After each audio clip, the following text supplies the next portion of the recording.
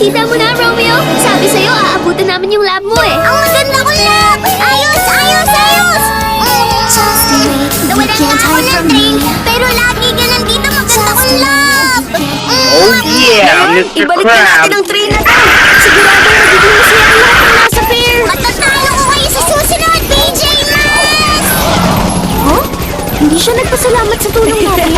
Hindi bale na, Gecko. Nailigtas na natin ang fairground flyer train. PJ Masks, sumigaw kayo! Dahil ang train, iligtas niyo!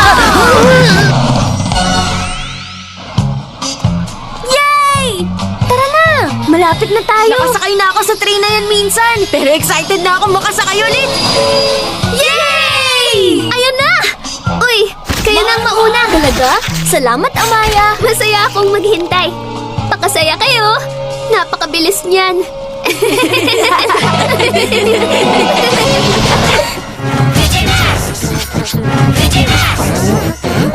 Catboy's Cloudy Crisis.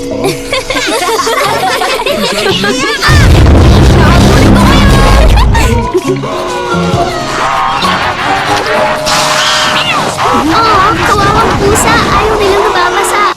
Pero gusto namin. Tara tayo sa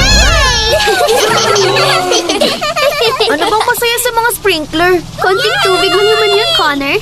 Alam ko yun. Kaya nag-enjoy ako maghabulan. Yay! It's so nice to spend quality time with you. Siguro malamang subukan na magbasa kahit ang hindi lang. Okay naman, Malpig. Hindi ako nahihinitan. Sige. Sayang naman. Huh? Anong nangyari? Uy, saan napunta yung tubig?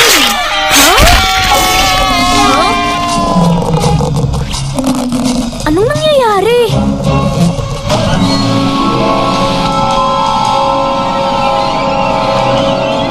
Anong nangyayari? Ano ba yan? Well, hello there. Paano kung hindi na umalis yung mga kaibigan ulan? Hindi na ulit tayo makakalaro ng mga summer games. Basta mag-alala, hindi mangyayari yun. Alamin natin kung saan ang gagaling yung mga ulan. Sundan natin yung course.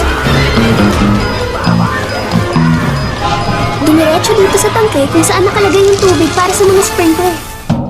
Pero wala nang laman to. Anong ginagawa ng maitim na ulap sa tangke? At sinong naglagay nun dyan? Isang moth! Ibig sabihin, si Luna the Girl! PJ Masks, nandyan na kami! Ililigtas ang araw ngayong gabi! Gabi sa city at may